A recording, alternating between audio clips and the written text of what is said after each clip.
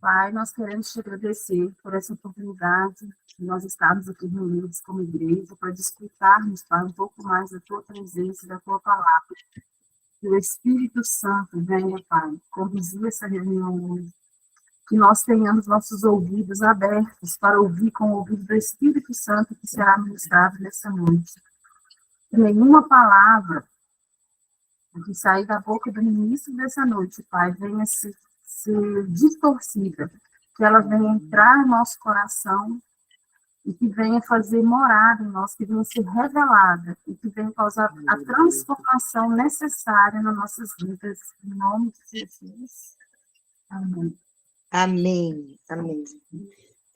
Antes de começar a palavra, eu vou até falar sobre isso que a Adê orou, porque essa semana foi uma coisa que, às vezes a gente ouve, mas daí tem uma hora que parece que impacta, né? Vem como se fosse um jorra, né?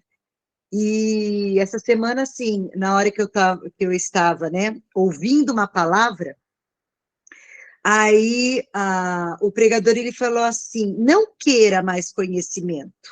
Quando for abrir a palavra de Deus e meditar nela, peça por revelação. Porque o conhecimento, você conhecer a palavra, né, você, não no sentido hebraico, tá? Que conhecer no sentido hebraico é vivência. No sentido de você querer só adquirir conhecimento, né? Assim, só saber. Ele falou assim, isso daí só incha o homem. Mas se você pede uma palavra revelada, ela te transforma de dentro para fora. Porque a palavra revelada, ela mexe com o coração, né? E a palavra que é só de você entender, né, saber, ela vai entrar na mente só. Você fala, uau, entendi isso daí.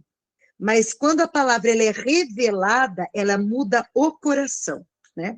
Então, a hora que a Dê orou, eu falei, Jesus, é isso mesmo. Agora eu estou orando assim, Senhor, palavra revelada, nada de só conhecer. Então, amém. Então, hoje, o tema da nossa conversa aqui, né? Conversa com Jesus aqui, é como nós temos respondido à graça. Quando Jesus ele esteve aqui na Terra, muitos chegaram para ele para fazer perguntas, muitos. Foram várias as circunstâncias em que pessoas chegaram para ele perguntando alguma coisa, né? E a graça, né, como nós temos respondido à graça, nós precisamos entender que graça e verdade são a pessoa do Senhor Jesus. Graça não é uma coisa, graça é a pessoa do Senhor Jesus. Lá em João, no Evangelho de João, no capítulo 1, eu não sei ao certo o versículo, eu sei que é depois do 12, mas fala assim, que a lei ela foi dada por Moisés, né? Quando você dá alguma coisa, você não precisa estar lá. Você pode enviar hoje, né? Envia por e-mail, manda SMS, você envia, você não está presente. Mas a palavra fala, você não está presente e você pode enviar sem ter o compromisso com aquilo que você enviou, né? Tem duas coisas.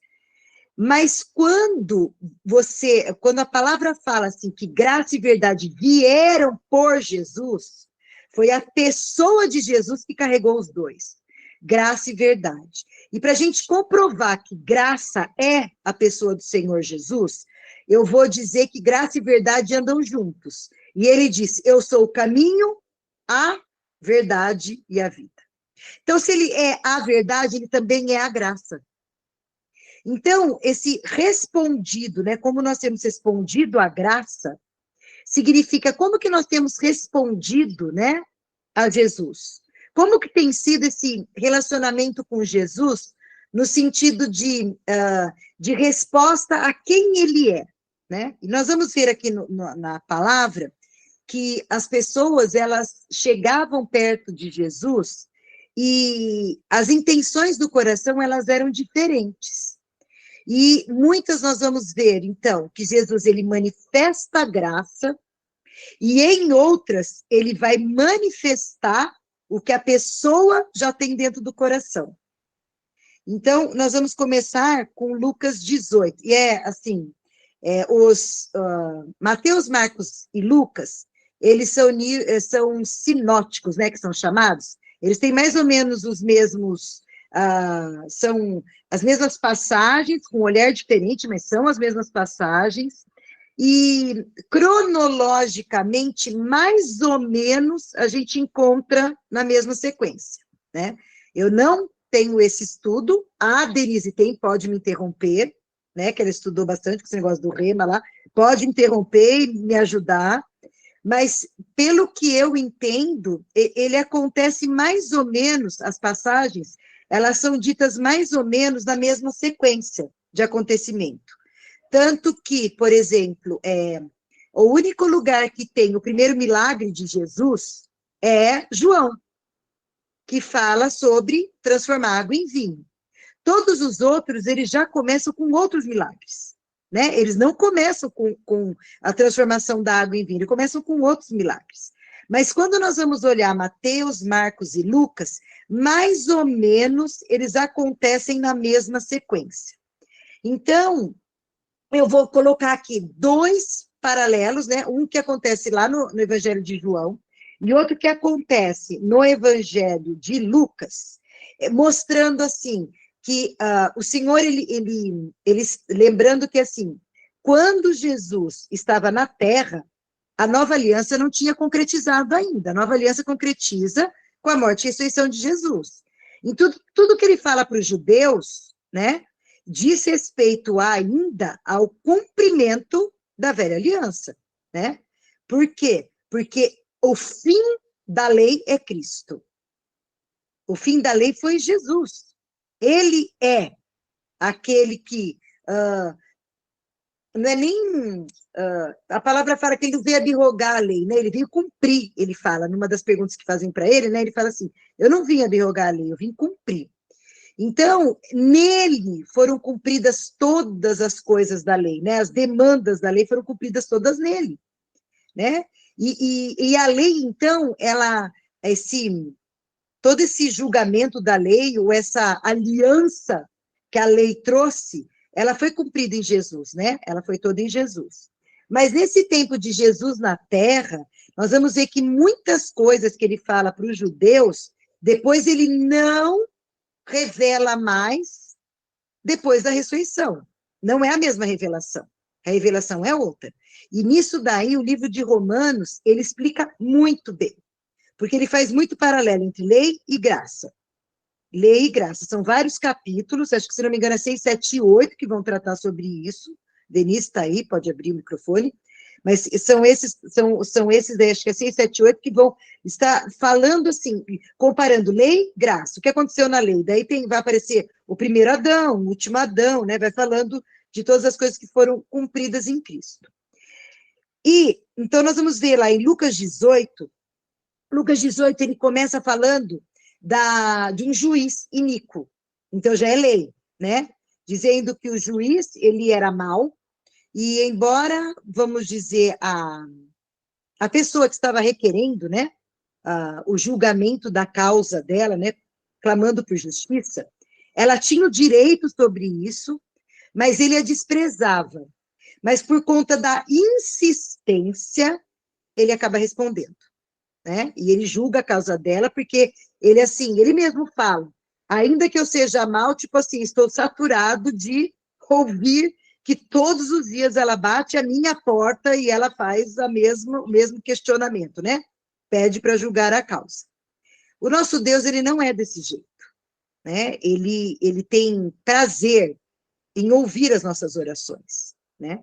E ele não nos chama para mendigar, né? Nós, diante do Senhor, nós somos filhos, então nós não mendigamos as coisas para ele.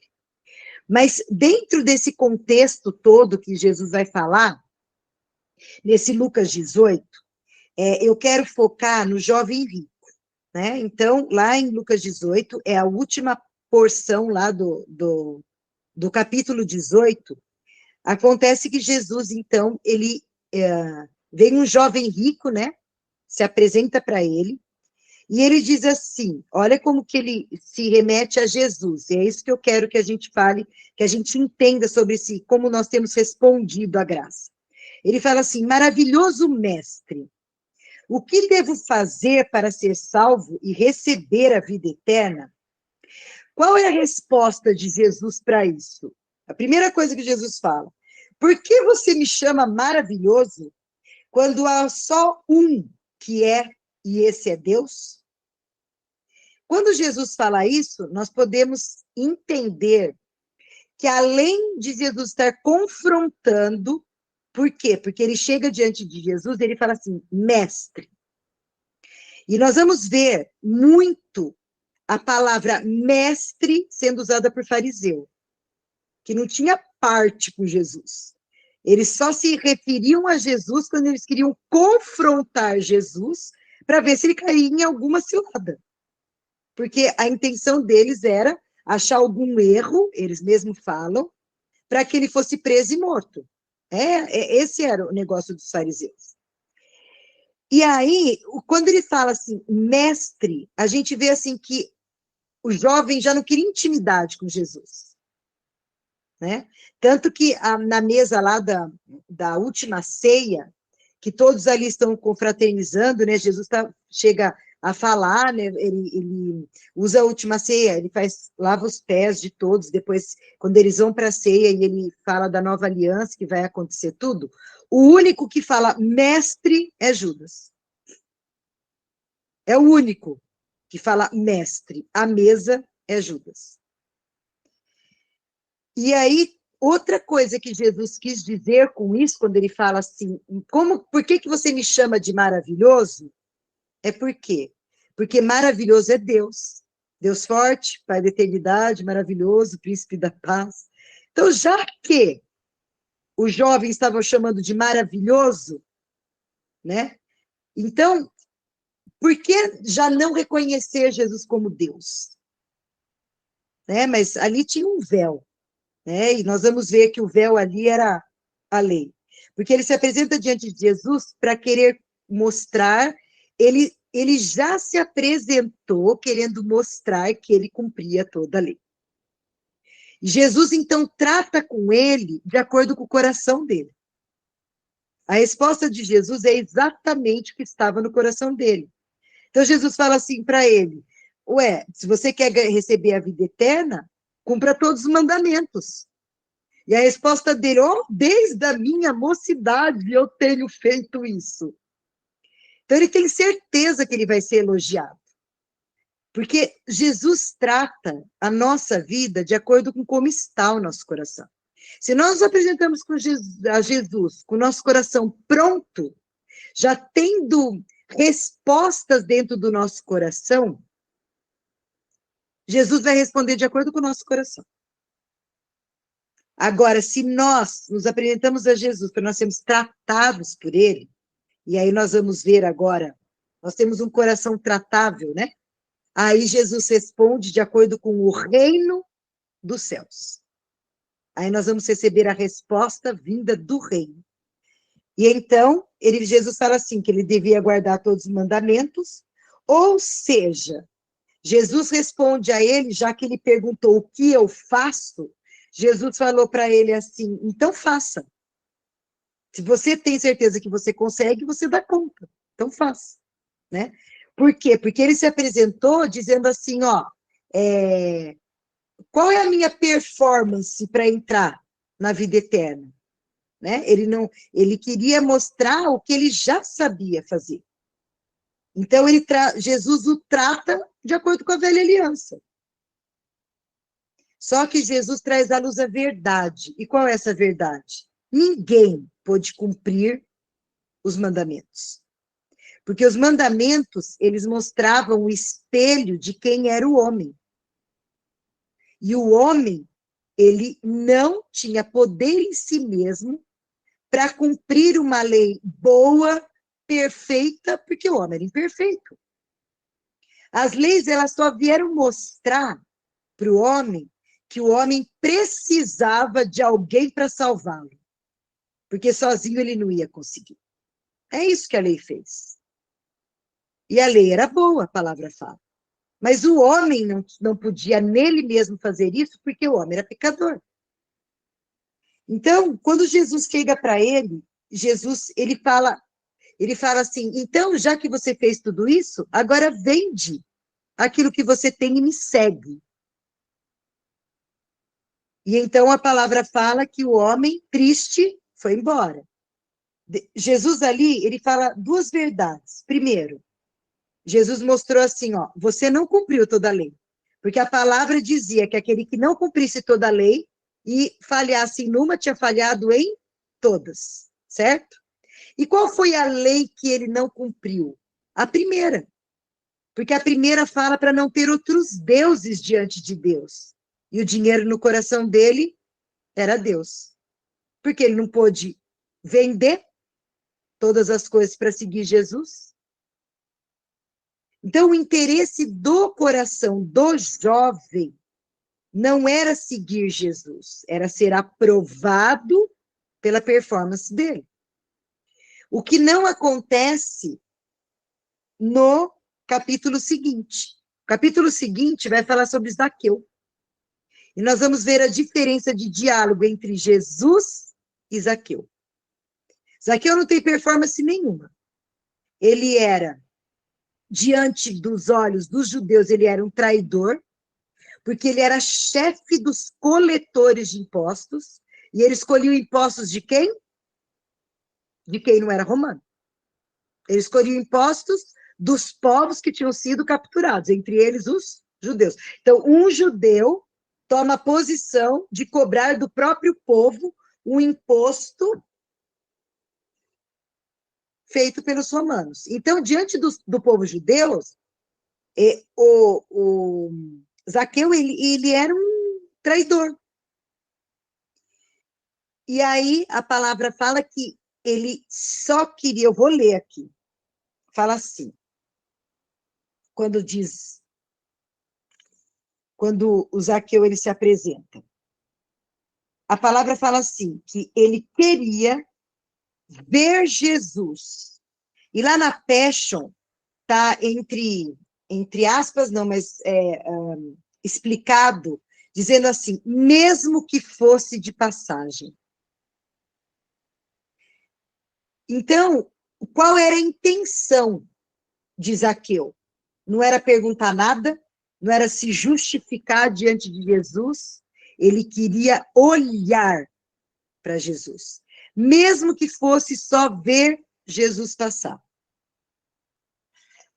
Mas Jesus, quando passa por ali e conhece o coração, ele vai naquele lugar e para quem que ele olha? Ele olha para o Zaqueu, que só queria vê-lo. E quando Jesus ele olha para o Zaqueu, ele diz assim, desce depressa, é minha responsabilidade ou meu dever, lá na tradução que eu achei, está escrito minha obrigação, ir à sua casa para ficar. Jesus se oferece para ir para a casa dele. Zaqueu não abre a boca. Por quê? Porque o coração de Zaqueu queria olhar para Jesus. Será que quando a gente tem esse momento com Jesus, a gente acha que Jesus está olhando para a gente? Eu estou dizendo aquele olhar de atenção, ele está prestando atenção na gente. Porque se nós enxergarmos o nosso relacionamento com Jesus como sendo o do primeiro caso lá do jovem rico, existe uma distância. Mesmo a gente falando que a gente se relaciona, que a gente tem um tempo com Jesus, vai ter sempre uma distância. Por quê? Porque aquele jovem, o que ele precisava era mostrar que ele agradava por o que ele fazia. E não simplesmente receber Jesus. Então, quando ele se apresentava, quando ele se apresenta diante de Jesus, ele se apresenta tendo que mostrar alguma coisa dele, como se ele só fosse ser aceito, se aquilo que ele apresentasse fosse aceito. E tanto que ele vai embora Por quê? Porque existem coisas dentro do coração dele que não há lugar para serem transformadas. Agora, Zaqueu, que queria só olhar para Jesus, quando Jesus fala para ele, desce depressa, a palavra fala que Zaqueu veio e ficou face a face com Jesus e o recebeu com grande alegria e júbilo. O que ele fez? Ele se justificou? Lembra? Ele sabia que ele estava errado. Certeza. Mas ele se justifica diante de Deus. Ele não se justifica. Ele recebe. E depois que ele recebe Jesus em casa, é que ele chega para Jesus e fala assim, metade de tudo que eu tenho, eu dou ao pobre. E se eu trair alguém, ou roubei, prometo pagar de volta 4 vezes mais daquilo que foi roubado. Então, a resposta dele vem depois de o receber. Ele não faz justificativa nenhuma de quem ele era. Ele simplesmente olha para Jesus e recebe Jesus, a graça e a verdade. De um lado está a lei, do outro andam graça e verdade. O primeiro se justifica com a lei. Zaqueu recebe a graça e a verdade. E sai justificado, sai salvo. Toda a casa dele é salva. Jesus, ele fala assim, que a vida chegou naquele lugar, porque ele também era filho de Abraão. E quando a gente se remete a ser filho de Abraão, nós temos que lembrar que Deus tratou Abraão com a graça. Ele não tratou Abraão com a lei. O tratamento de Deus com Abraão foi debaixo da graça. Por isso que ele foi justificado, a palavra fala que o que o justificou foi a fé, não foi obra. E Jesus fala para Zaqueu, porque você é filho de Abraão, e daí ele diz, a salvação chegou na sua casa. Simplesmente porque ele quis olhar para Jesus e ele o recebeu. E nós vamos ver que a mesma coisa nós vamos enxergar entre Nicodemos e a samaritana. Acontece igual, e é João 3 e João 4. E o paralelo vai acontecer entre lei e entre a graça. Novamente. Lá, com o Nicodemos, o que ele fala? Ele fala, mestre, bem sei eu vou achar aqui, aqui. Fala assim, ó. Mestre, bem sabemos nós que você vem de Deus, porque ninguém pode fazer esses sinais que o Senhor faz se Deus não for com ele. Qual é a resposta de Jesus, já que ele chegou dizendo que ele é o mestre, a mesma palavra usada pelo jovem rico, né? Ele fala, bem sei, então, são as duas chaves, né? De se apresentar diante de Deus, Pai, ou de Jesus, no sentido de querer mostrar quem nós somos. A gente não precisa mostrar quem a gente é para dele. Ele nos conhece antes da fundação do mundo. Ele sabe tudo que há dentro do nosso coração. E a palavra fala que ele perscruta o escondido de nós. Tem coisas que nem nós sabemos e ele sabe. E nós precisamos que ele traga a luz para nós reconhecermos aquilo que está dentro do nosso coração. E quando o Nicodemos se apresenta, ele fala assim, nós sabemos. Qual é a resposta, então, de Jesus? Você precisa nascer de novo. Agora, com a samaritana, ela precisava nascer de novo? Com certeza, ela precisava nascer de novo. Porque ela era tão pecadora quanto era Nicodemos. Certo? É igual. Mas Jesus nem por um momento põe para ela que ela precisa se converter, vamos dizer assim. Que é necessário nascer de novo. Por quê?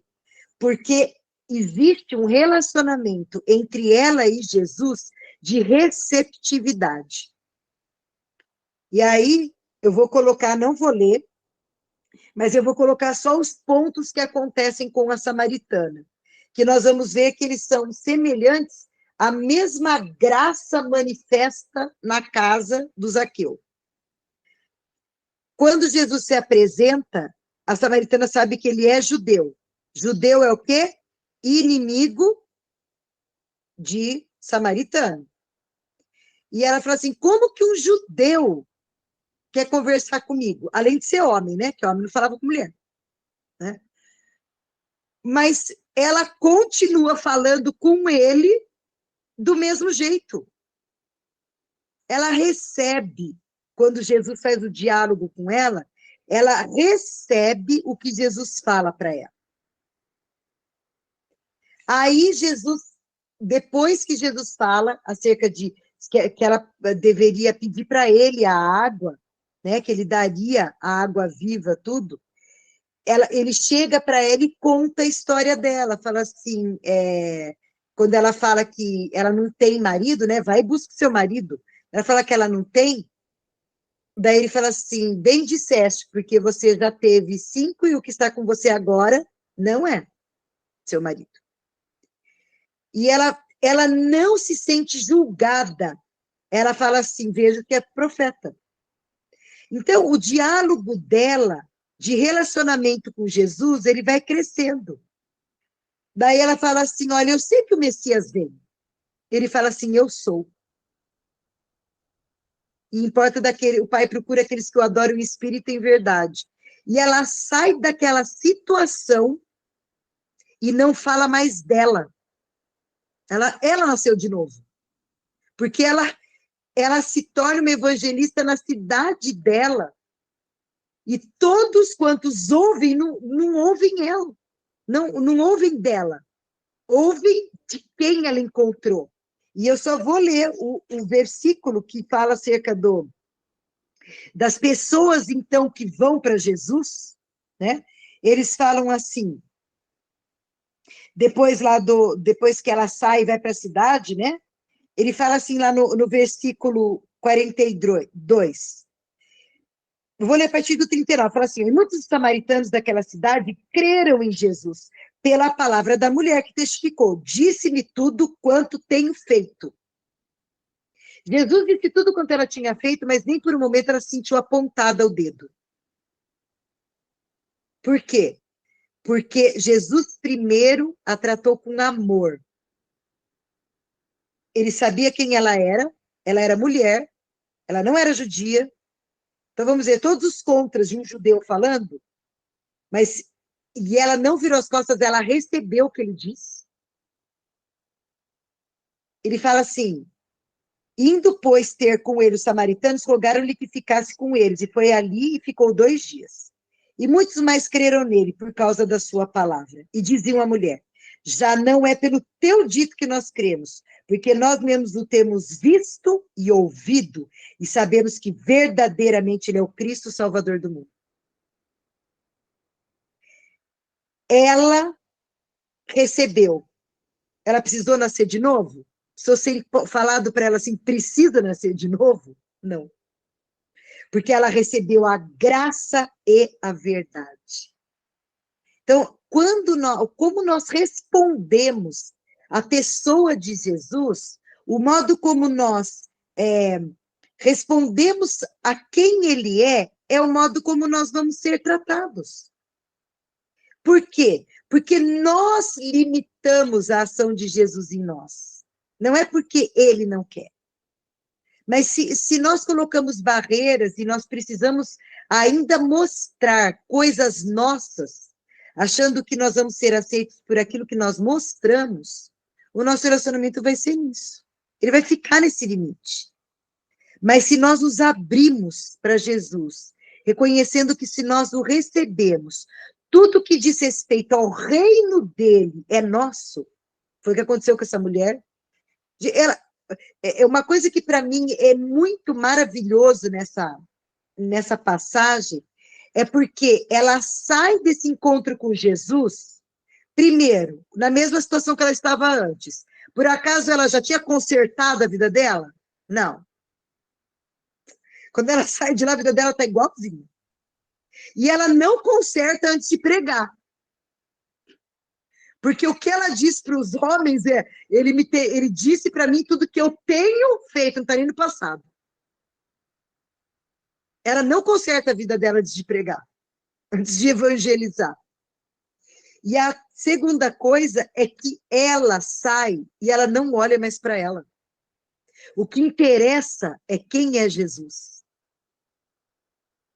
E ela não se importa mais de ser julgada, porque ela não foi para o poço quando ninguém ia, para ninguém julgá-la. Mas agora ela fala para todo mundo. E ela não fala só para todo mundo mulher. Porque fala assim, que os samaritanos, não são as samaritanas. Fala, os samaritanos foram pedir para Jesus ficar com eles. Então, ela evangelizou quem ela apregoou o que ela tinha vivido com Jesus. E se nós adotarmos essa postura, nós vamos ficar livres de nos preocuparmos como as pessoas nos olham quando nós vamos falar de Jesus. Porque não interessa mais a pessoa olhar para mim. Interessa eu declarar aquele que tem feito maravilhas na minha vida. Então, a graça e a verdade, que são a pessoa de Jesus, é a ele que nós precisamos receber. E na postura dos dois é assim, os dois tinham interesse, eles olharam para Jesus. E eles olharam para Jesus e receberam o que Jesus tinha. E a partir disso, eles tiveram uma vida modificada, sem Jesus apontar, sem Jesus falar para eles. Contrário do tratativo do jovem rico e do Nicodemos. E a mudança que aconteceu foi de dentro para fora. Porque lá com Zaqueu, deixa muito claro que a partir do momento que ele recebe Jesus, e numa das minhas Bíblias fala assim, que ele o recebe gostosamente. Numa das minhas, eu, se não me engano, ai, como é que chama?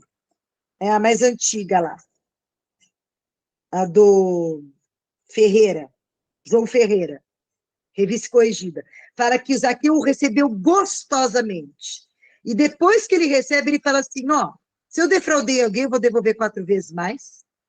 E que não é a lei, porque a lei mandava devolver mais 20%, que era um quinto. Existia uma lei, um pagamento de lei, quando a pessoa roubava, que ela devolvia aquilo que pertencia mais um quinto. E ele fala que ele vai devolver 4 vezes mais. Ou seja, não é mais a lei, é graça. Por quê? Porque o coração dele é o oposto do jovem rico. Ele fala, e tudo que eu tenho, metade eu dou para os pobres. O coração dele verdadeiramente foi para Cristo. E quando o nosso coração está em Cristo, tudo aquilo que